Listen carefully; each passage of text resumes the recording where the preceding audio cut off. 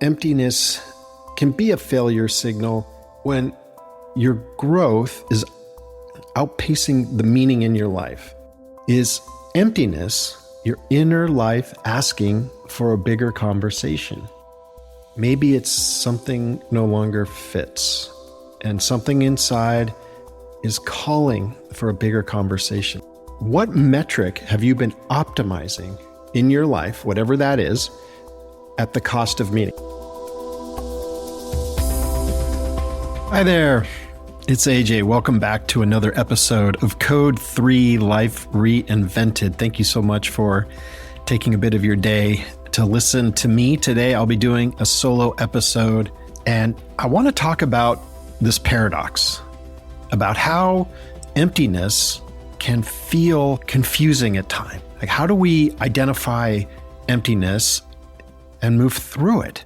And the contradiction that I specifically want to talk about is for the high achievers that are out there, whether that is you, if you identify as or are a high achiever, or you have a high achiever in your life, a spouse, a loved one, a sibling, or whatever, good friend, is that the contradiction here is that success on paper can leave flatness on the inside. Or put another way, as our success grows, for some of us, as we win on the outside, we lose on the inside.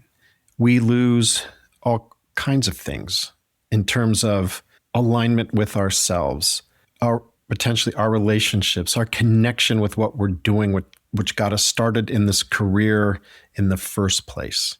And it creates this paradox and even a tension when you're in this situation, when the success keeps happening and you're winning, and it's pulling you forward in some ways inside you, like, no, I don't want to go this way. Yes, on paper, it's great. And I get the bonus and I get the reward. I get called up on stage for some great accomplishment.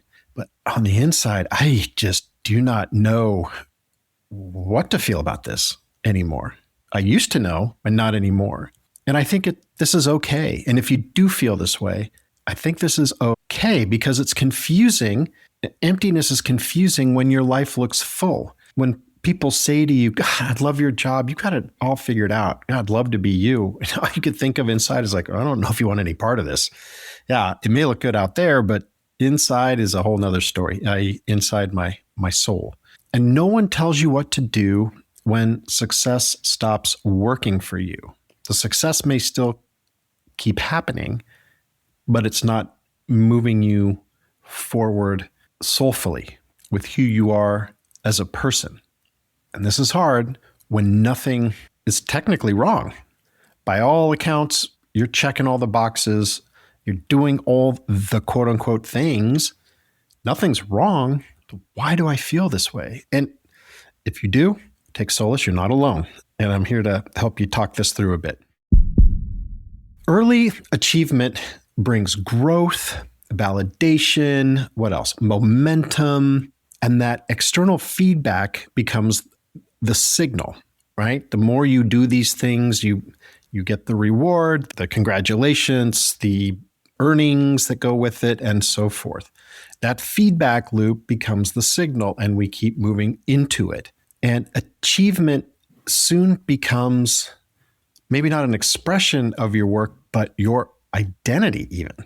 And I think that this is really important, because now we're starting to define who we are by that success, by this achievement. And while you drive towards that for many years of your life, as you're growing your career and coming up the ladder, so to speak, it's an accelerant, right? The more we achieve, the more we're rewarded, the more we want to achieve more, because the more reward we get, and on and on and on. It's a cycle, but it's also not necessarily a great compass for who you are and who you want to be, right? It can pull you in one way when in principle you want to be going some other way. And achievement isn't bad. I'm not suggesting that whatsoever. I applaud achievement and success. It just isn't designed to answer some really big existential questions that some of us might be wrestling with. There's some invisible trade-offs that high achievers make. I'll share a few here and see if they resonate with you. So the first one is safety over truth, right? So it's safer for me to keep doing what I'm doing because I am rewarded. I know what to do. I know how the game is played. And if I play it the right way, I get rewarded. And that's my identity. That's what I know. It's the environment I excel in. I'm doing that over the truth of who I am and who I want to be now. Maybe not who I wanted to be 20 years ago when I started doing this stuff, but now my truth is different. But I'm choosing that safety, following that path, achieving, and getting all those extrinsic and external awards. Can't say that word, but over the truth of who you are. The second one is high achievers will take the status over meaning. So this is a cousin to what I just said, safety over truth. Now we've got status over meaning. So oftentimes high achievers will take that next achievement. That is what is motivating them. That is their reward system, is that achievement, is what follows when I achieve the money, the titles, the role expansion, and so forth. But it's at the cost of, or the trade-off over is with meaning. Then the meaning in your life and the meaning of who you are and who you are is just a genuine, unique human being. The third is around this notion of momentum. And when we are high achieving, we can get in these great momentum flows. And momentum begets momentum, as we know that expression. And you chase that momentum, or you get on that ride. I'll just say that, right? We get on that momentum ride and it's groovy and we do the thing, but we're not taking time to pause, to reflect, to contemplate. Who has time for that? I, as the high achiever in this example, I want the momentum because I know how that feels, at least to some extent. I know how to get there. I know what it means if I keep riding this ride, but I'm definitely not taking the time to contemplate and reflect. And the fourth thing is high achievers make a trade-off here, I believe. And this is a big one to me, is around being admired over being alive. Being admired over being alive. You might think, AJ, what are you talking about? Like, I crush it. I do a good job. I'm well respected in my firm. I'm well respected in the industry. Conferences want me on panels. The media wants to talk to me. I get it. And by so many measures, you're doing great. But are you alive inside? Have you found and listened to your truth, or what you derive meaning from, true core meaning in your life? Are you taking the time to contemplate, to meditate, to reflect, whatever that is for you? Or are you just choosing to get on that roller coaster and ride it up and up and up with, and as it were, with all the cash and prizes and goodies of achievement that go with it? And I'll go on a limb here and say, most high achievers didn't sell out. They might have traded carefully. When I retire, I'll tackle all these things, this truth, this meaning, this reflection, AJ. I'll feel alive then. Will you though? Will you? What will you be aching for at that point? And me, being a 2-time Widowmaker survivor, you never know when the end is going to happen. So if you are on your deathbed or your death gurney, so to speak, what thoughts will you have? I wish I had spent more time with my family. I wish I did this. I wish I did that. For me, heart attack number 1, first thought, I didn't want my wife to fly home a widow. She was out away for a work project, and it killed me. If this was my time to go, that we wouldn't have a proper goodbye. Number 2, why didn't I tell my kids I loved them when I walked out the door? So I didn't think about my next bonus, work, upcoming board presentation, or anything like that. Those are the thoughts I had. So when you get to that point in life, whatever that is, what thoughts do you want to have? And what regrets might you not want to experience?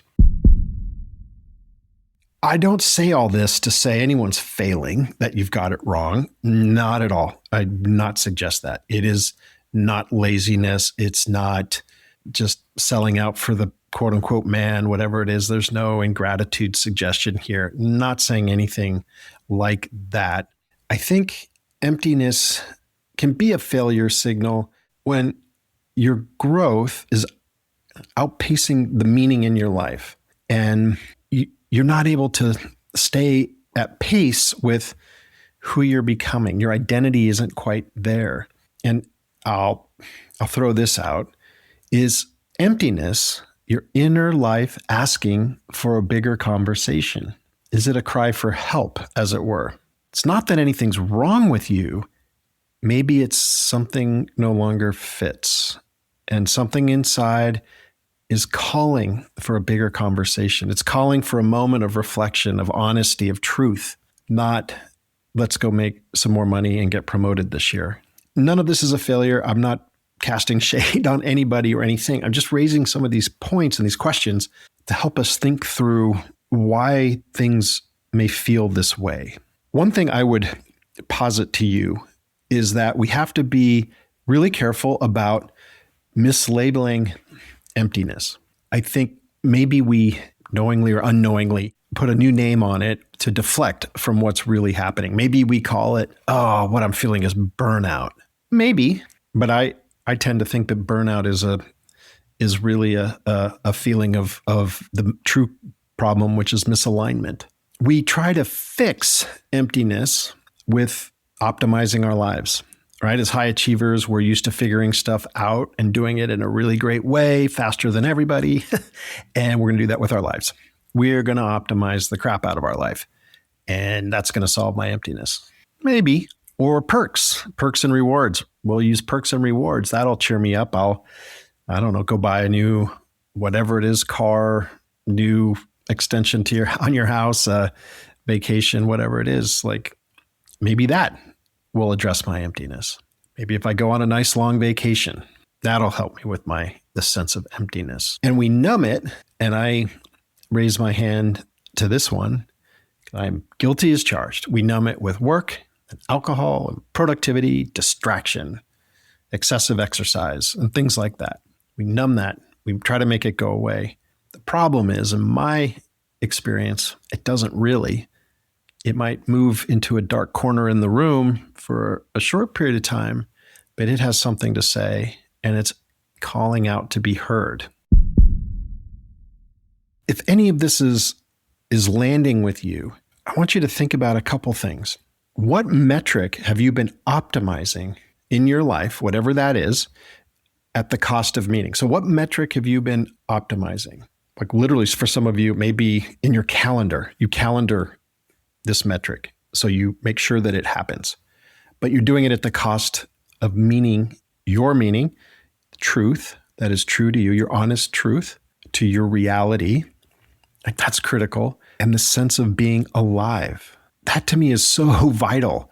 Being alive, well, for a whole host of reasons for someone who's had 2 heart attacks, but I'm just not talking about being here with a heartbeat. It's living. Like you have this sensation that what you are doing lights you up in ways you could never possibly have imagined before. It's a really wonderful phenomenon that I have fortunately found at this stage of life.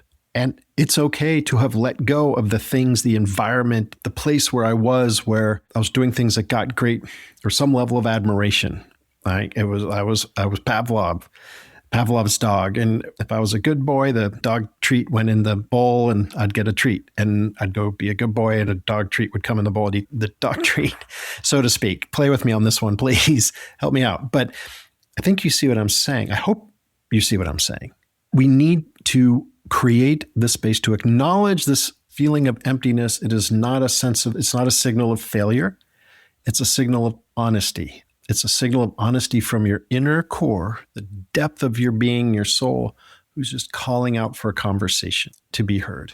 So I come back to the question, what metric have you been optimizing at the cost of meaning? I'll leave you with that. If any of this lands with you, I invite you to visit our website at bemorealigned.com, where we have some resources on there. You can sign up to receive our alignment audit. Check that out. It's very easy to do. Maybe you do that and it will give you some level of clarity in terms of how aligned are you now with what you do. Check that out. If you want to get in touch with me to talk about any of these episodes, thoughts, feedback, ideas for future guests, please reach out to me at hello@bemorealigned.com. And I ask you to stay out there, keep doing what you're doing, keep answering the call, keep being brave. And remember, life doesn't wait for the perfect moment. It waits for the moment you decide to stop settling. When your status quo feels like status no, it's time to listen and act. Again, I'm AJ Jones, your host. Until next time, stay honest, stay aligned, and keep answering the call.